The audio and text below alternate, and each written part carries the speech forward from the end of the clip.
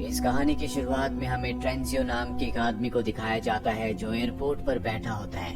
वो न्यूज देख रहा होता है और तभी जो न्यूज रिपोर्टर होती है वो बेहोश हो जाती है और हमें दिखाया जाता है कि शहर में बहुत सारे लोग अपने आप ही बेहोश हो गए हैं। पर जैसे ट्रेंजियो को इस बारे में पहले से पता था, वो वहीं पर खड़े सिक्योरिटी की गन छीनकर सीधा प्लेन पर चला जाता है जो मॉस्को की तरफ जा रहा है।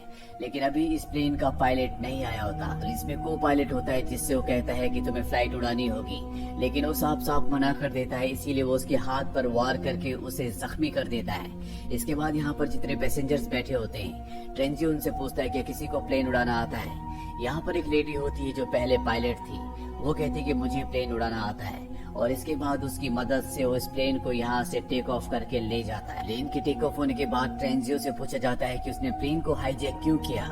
वो बताता है कि वो नाटो में एक सोल्जर था और उसे कुछ ऐसी बातें पता है जो बहुत ही खतरनाक है। वो कहता है कि जो सूरज की किरणें हैं वो बहुत ही खतरनाक हो चुकी है और उन किरणों के संपर्क में जो भी आएगा वो मारा जाएगा, चाहे वो इंसान घर के अंदर ही क्यों ना हो। जापान में पहले ये सब कुछ हो चुका है और हमें अपने प्लेन को सूरज की किरणों से दूर रखना होगा, यानी कि हमेशा सूरज की किरणों के आगे हमें रहना होगा, तभी हम बच सकते हैं। और इसीलिए मैंने वेस्ट जाने वाली फ्लाइट को हाईजैक किया है।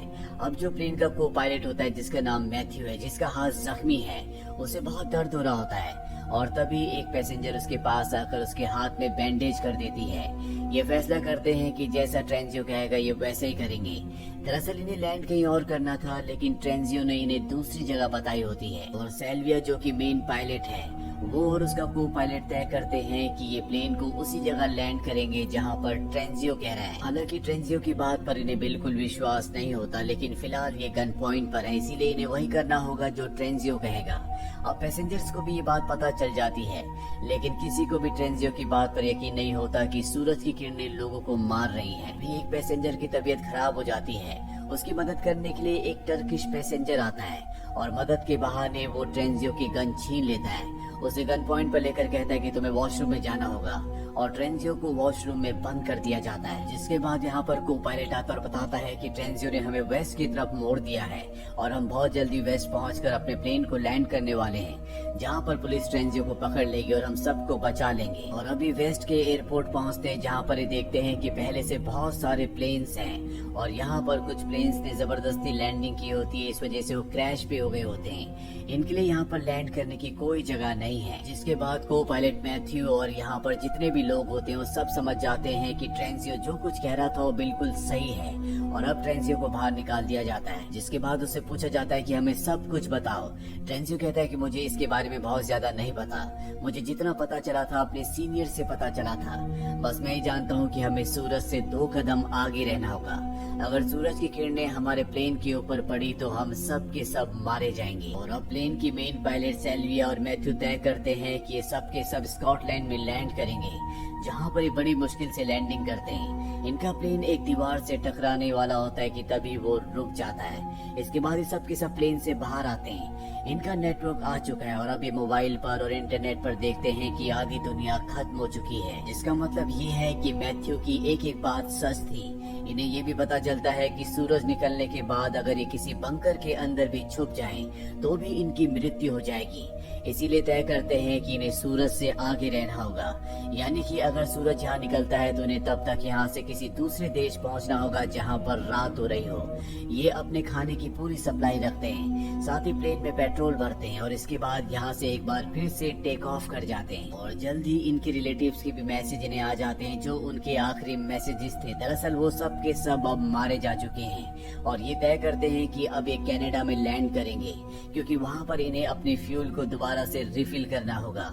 यहाँ पर इनके साथ एक क्लाइमेट एक्सपर्ट भी होता है, जो इंटरनेट पर इस प्रॉब्लम के बारे में पढ़कर सबको बताता है कि सूरज का मैग्नेटिक फील्ड हर 11 साल बाद रिवर्स हो जाता है। लेकिन इस बार जब वो रिवर्स हो रहा था तो उसकी इंटेंसिटी बहुत ज्यादा कमजोर थी, जिस वजह से सूरज की किरणों की वजह से धरती पर गामा रेजेस बढ़ रही हैं और लोग अपने आप ही मर रहे हैं।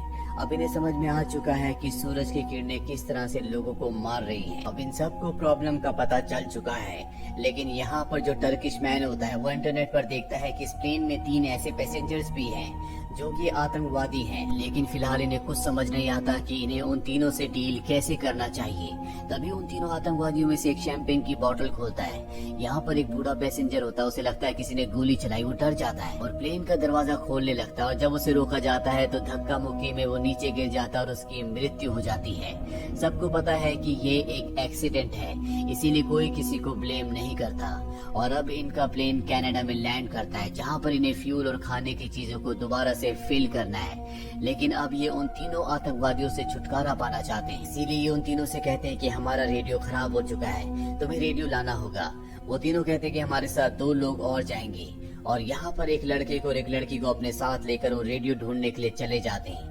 इसी दौरान जिस बूढ़े आदमी की मृत्यु हुई होती है उसे भी दफना दिया जाता है। और अभी जो पांचों के पांचों रेडियो लेने गए होते हैं, इन्हें रेडियो मिल जाता है। इनमें जो लड़का होता है उसे पूरे प्लान का पता होता है कि उसे किसी भी तरह से इन तीनों आतंकवादियों को वहीं पर छोड़ना होगा। इसीलिए वो उन तीनों को एक कमरे में बंद कर देता है। लेकिन लड़की को प्लान के बारे में कुछ नहीं पता होता।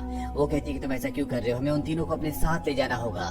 दरअसल ये लड़का उसे अपने साथ ले जाना चाहता है, लेकिन वो उसकी बात नहीं मान रही होती। इसीलिए उस लड़के को अकेले रेडियो लेकर यहाँ से भागना पड़ता है। हालांकि आतंकवादी उसका पीछा भी करते हैं, लेकिन वो किसी तरह से प्लेन में चढ़ जाता है। ये तीनों की तीनों प्लेन में गोली चलाते हैं, जिससे एक गोली विंडो पर भी लग जाती है, उससे शीशा क्रैक हो जाता है। और अब प्लेन टेक ऑफ हो चुका है और ये तीनों के तीनों और वो लड़की इसी जगह पर रह जाते हैं। प्लेन टेक ऑफ होने के बाद रेडियो से एक दूसरे प्लेन से संपर्क कर लेते हैं, जहाँ इन्हें पता चलता है कि हवाई में एक ऐसी अंडरग्राउंड जगह है जो एस्ट्रोनॉट्स की प्रैक्टिस के लिए बनाया गया था और उस जगह पूरी तरह से इंसान सुरक्षित रह सकते हैं। वहाँ पर केवल 100 लोगों की जगह है। अब ये फैसला नहीं कर पा रहे होते कि इन्हें वहाँ पर जाना चाहिए कि नहीं, क्योंकि वो जगह इस जगह से बहुत दूर होती है। लेकिन इनके पास इसके अलावा कोई और रास्ता भी नहीं है। और तभी यहाँ पर अलार्म बजना शुरू हो जाता है, जो कि लैंडिंग गियर का होता है। मैथ्यू को समझ में आ जाता है कि उन 3 आतंकवादियों में से एक आतंकवादी लैंडिंग गियर में छुपकर उनके साथ जा रहा है। वो तय करता है कि वो प्लेन को और भी स्पीड से उड़ाएगा, ताकि वो आतंकवादी सांस ना ले पाए और उसकी मौत हो जाए।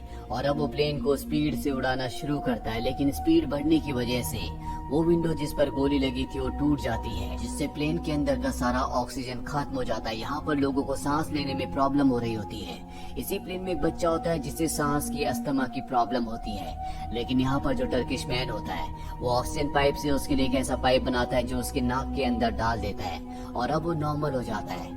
साथ ही यहाँ पर प्लेन की उस टूटी हुई विंडो को भी कवर कर दिया जाता है। लेकिन अब भी वो आतंकवादी उसी जगह पर है जहाँ पर वो छुपकर इनके साथ आ रहा है। साथ ही इनके प्लेन में इतना फ्यूल नहीं होता कि ये यहाँ से सीधा हवाई चले जाएं। इसीलिए जो पायलट सेल्विया होती है वो कहती है कि अलास्का में एक इमरजेंसी लैंडिंग एयरपोर्ट है, हमें वहाँ पर लैंड करना होगा। लेकिन सबसे पहले इनके लैंडिंग गियर में जो आतंकवादी छुपा हुआ है उसे ठिकाने लगाना होगा, तभी ये लैंड कर सकते हैं। और जिसके बाद ट्रांजियो, टर्किश मैन और एक और आदमी उस जगह पहुंच जाते हैं जहां पर वो आतंकवादी छुपा हुआ है।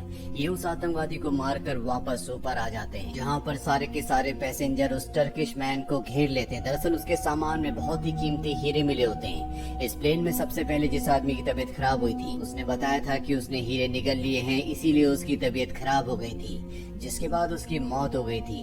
और अब हीरे टर्किश मैन के पास मिले हैं, जिसके बाद वो सबको बता देता है कि मैं हीरो की स्मगलिंग करता हूँ। ये हीरे मैंने एक म्यूजियम से चुराए थे जो कि बेशकीमती है।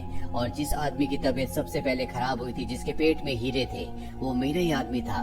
उसे दफनाने से पहले मैंने उसके पेट से हीरे निकाल लिए थे। और अब जब टर्किश मैन का सच सबको पता चल चुका है तो ये सब उसे क्रिमिनल मानकर उसको हथकड़ी से बांध देते हैं। इसके बाद ये लैंड करते हैं जहाँ पर एक टूटी हुई विंडो को रिपेयर करके फ्यूल को फिल कर लेते हैं। और अब इन सबको वोट करके फैसला करना है कि इन्हें टर्किश मैन को अपने साथ ले जाना है या उसे यहीं पर छोड़ देना है। लेकिन जो टेरेंजो होता है वो वोट नहीं करता और सबको बताता है कि जब मैं नाटो में काम कर रहा था और वहाँ पर सबसे पहले गामा रेडिएशन के बारे में पता चला था, तो वो लोग ऐसे शेल्टर बनाने की कोशिश कर रहे थे जो शेल्टर इंसानों के लिए सुरक्षित हो, जहाँ पर सूरज की किरणों का उन पर कोई भी असर ना हो। शायद उन्होंने शेल्टर बना भी लिए हों, लेकिन मुझे नहीं पता कि वो शेल्टर्स कहाँ पर है। इसके बाद ये सब तय करते हैं कि ये टर्किश मैन को अपने साथ ले जाएंगे और एक बार फिर से ये इस जगह से टेक ऑफ कर जाते हैं। जिसके बाद इन्हें एक और बात पता चलती है कि जो गामा रेज हैं वो फूड को, फ्रूट्स को और हर चीज को जो कि खाने वाली है उन सभी चीजों को खराब कर रही है, क्योंकि जो फ्रूट्स ये अपने साथ लेकर आए होते हैं अब उनके अंदर कोई भी टेस्ट नहीं होता। इसका मतलब ये है कि जल्दी धरती से खाना पूरी तरह से खत्म हो जाएगा। जो भी लोग बचेंगे शायद उनकी भूख से मृत्यु हो जाए।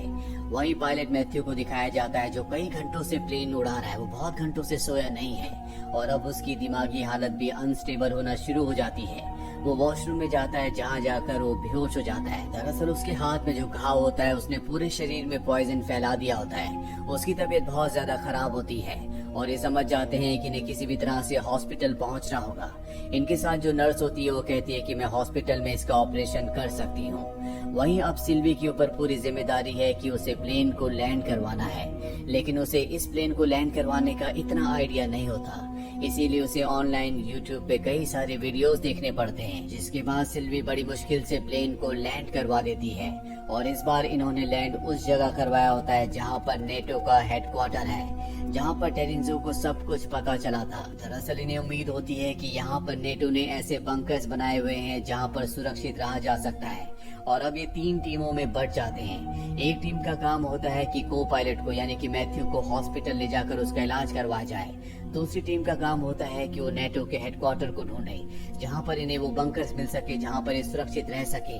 और तीसरी टीम का ये काम होता है कि वो प्लेन में सारी सप्लाई दोबारा से यानी कि फ्यूल और खाने को दोबारा रिफिल कर दे। अब तीनों टीम्स अपने अपने काम में लग जाती है। सबसे पहले उस टीम को दिखाया जाता है जो हॉस्पिटल गई होती है, जिनके साथ मैथ्यू होता है। वहाँ पर नर्स उसका इलाज करके उसे जरूरी दवाइयाँ देती है जिससे उसके शरीर का पॉइजन कम होना शुरू हो जाता है। वहीं दूसरी तरफ टर्किश मैन, टेरिंजो और एक और आदमी को दिखाया जाता है जो नेटो के ऑफिस गए होते हैं, जहाँ पर टर्किश मैन और टेरिंजो की आपस में बहस होना शुरू हो जाती है। इन दोनों के बीच में हाथापाई हो जाती है जिससे टेरिंजो टर्किश मैन के ऊपर हमला करता है और वहीं पर बेहोश हो जाता है। उसके सर से खून निकलने लगता है। इनका तीसरा साथी जो होता है वो रिकॉर्डिंग सुन रहा होता है, जिस रिकॉर्डिंग को सुनने के बाद उसे पता चल जाता है कि वो बंकर कहाँ पर है। उसे लोकेशन का पता है और तभी वो कैमरे में देखता है जहाँ पर टर्किश मैन जमीन पर गिरा हुआ है। टेरिंजो वहाँ पर आता है और उसे अपने साथ ले जाता है और अब सब के सब प्लेन में वापस पहुंच चुके हैं जहां पर को पायलट मैथ्यू भी आ चुका है। उसकी तबीयत अब पहले से बेहतर है।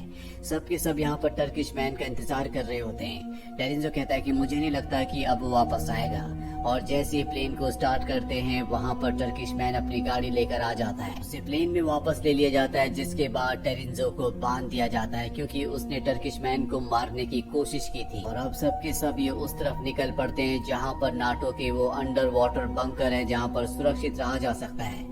लेकिन इन्हें पता है कि अगर इन्होंने वहाँ पर लैंड किया और वहाँ पर बंकर्स नहीं हुए या बंकर के अंदर इन्हें नहीं आने दिया गया तो इनके पास इतना फ्यूल नहीं है कि ये वहाँ से आगे बढ़ सके और सूरज निकलते ही इन सब की मृत्यु हो जाएगी। लेकिन इनके पास इसके अलावा और कोई भी ऑप्शन नहीं है। ये उस जगह लैंड कर जाते हैं जहाँ पर वो बंकर्स है, लेकिन इनके पास मात्र 20 मिनट ही है। 20 मिनट में इन्हें बंकर्स तक पहुँचना होगा जो कि यहाँ से दूर होते हैं। इसीलिए 2 गाड़ियों में उस तरफ निकल पड़ते हैं। लेकिन जिस गाड़ी को टर्किश मैन चला रहा होता है उसका एक्सीडेंट हो जाता है क्योंकि उसका बहुत ज्यादा खून बह चुका था और वो वीक फील कर रहा था।